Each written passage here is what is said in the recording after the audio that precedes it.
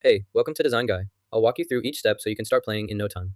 To install the Fortnite app, we'll first head to the iPad settings to configure a few important options that will allow us to download and install apps from the App Store.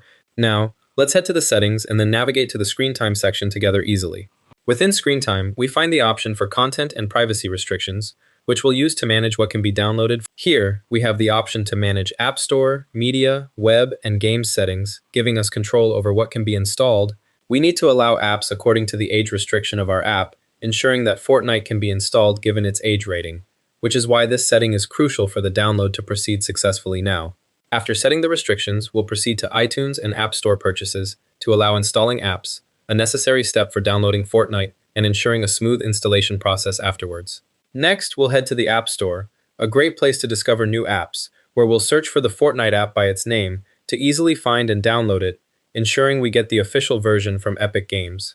Once we've located the Fortnite app in the App Store, we can proceed with the installation process, which will download and install the app on our iPad. This step is crucial as it sets up the entire game on our device, making it ready to play after the installation is complete. So let's go ahead and install it here now. That's it. Thank you very much indeed. Now you can play Fortnite on your iPad. Check the description for a special discount. Like and subscribe.